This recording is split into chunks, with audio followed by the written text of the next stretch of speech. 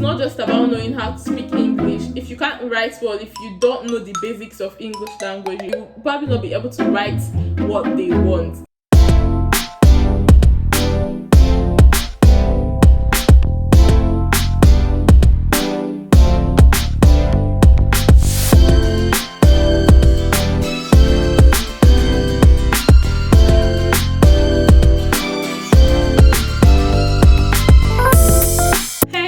Welcome back to my channel. So I've been actually getting a lot of questions about being a nurse in the UK and how I actually came here, the exams I took, just a lot of questions, and I've decided to make a video on this.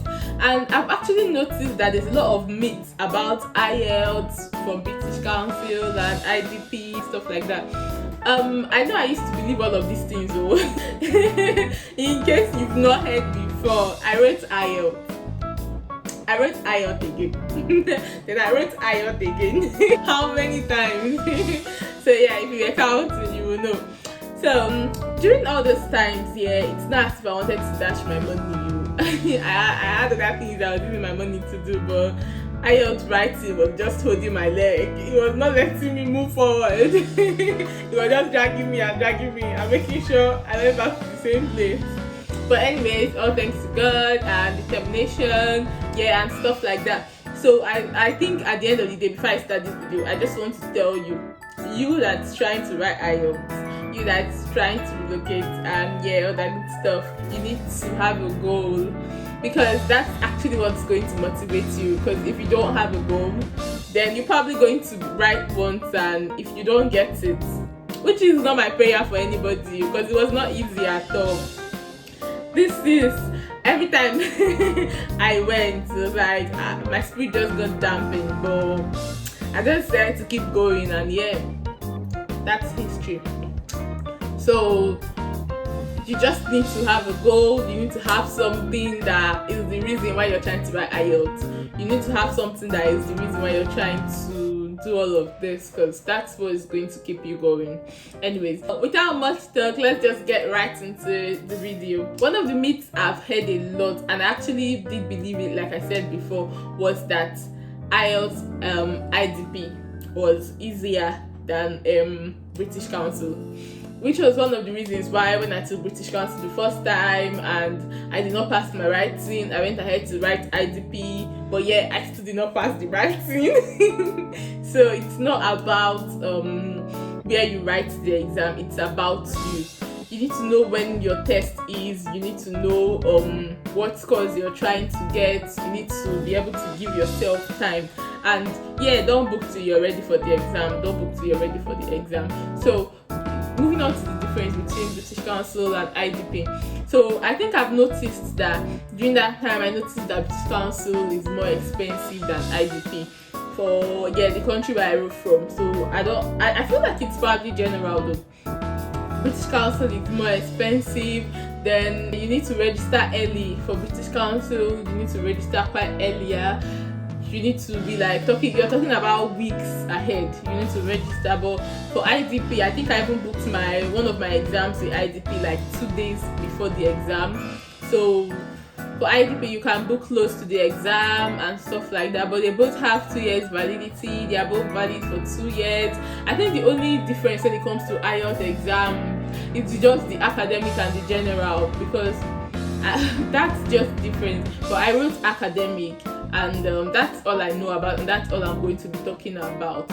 And I've also heard this myth that remarking with IDP is more flexible, like when you write the exam. I don't think it's right actually. I feel like they are both the same examiners. Let me tell you something. These examiners, these examiners, what am I saying? English. These examiners, they all undergo the same training. They all undergo the same training. Sometimes you would have an examiner working with British Council and same person working with IDP. So it's not about anybody being more lenient and being more flexible. It's just how it goes. It's just how it goes, really. They're all under Cambridge assessment, because these exams, like I've heard, it's been written by Cambridge assessment, and then you could either write it through these both organizations, British Council or IDP, and that's just what it is. So you just need to prepare well. I think it's more of your own responsibility to prepare well. I'm quite thankful for my sister, because I think at the time she gave me an advice that I'm just glad I went. I've done this writing twice. I wasn't getting to my own, so I needed help. So I got the help I needed, someone to just help me, to shape my writing, because it's not just about knowing how to speak English. If you can't write well, if you don't know the basics of English language, you'll probably not be able to write well, as you probably not be able to write what they want. If you're this kind of person, you speak English, you think that's what Ielts is all about, speaking English and just knowing how to talk. That's not just what it is. Maybe Ielts speaking is about that, because I've really not bothered so much about Ielts speaking. You just need to be flexible and flexible? You just need to be fluent and confident. That's all I feel you need for Ielts speaking. I mean, you could learn vocabs, it's up to you, but I'm not someone that likes using a lot of big words and all of that. It's just about, for speaking, it's just about making complex sentences. It's just about making complex sentences, and that's just it. So for the writing, I just came to learn that you need to know their task, because they've got a couple of tasks. Different kind of questions they ask. You need to know the different kind of questions they ask. You need to practice those kind of questions, so you can be ready for whatever comes your way. So you're just going to be all ready. You're just going to be dishing and giving it to them. So you need to know the types of tasks. You need to practice them. You need to make sure that you answer the question, because when you read the questions, they give you for the writing, there's always a question there. So the question here is, to what extent do you agree or disagree?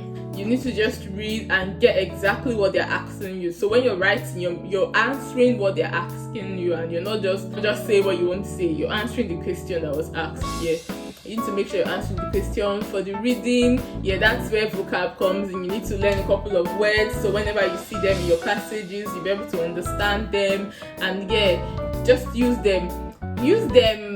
It's not just about learning these words, so you need to make sure that you use them on a day-to-day basis, so you'll be able to get these stuffs as part of you. For the listening, you need to read the questions. That time when they're saying take this time to read questions and stuff like that, you need to utilize that time. It's usually also written as part of the instructions. Read your questions, and when you're answering questions, you need to keep moving forward, ahead. If you miss any one, move. Don't dwell on that one and start feeling sad at the moment and stuff like that. I've actually noticed that some centers use earphone, because I think at some point, one of the exams I took, I think the last one, we used earphone, which made it easier for the listening. So you just need to call the center, find out if they're using earphone. If you know that you need to hear very well to be able to understand what you're doing, sis, bro, call the center, make sure they are using earphones before you book. So if it's not something you want to go with, then that's fine. Look for a center that does what you want.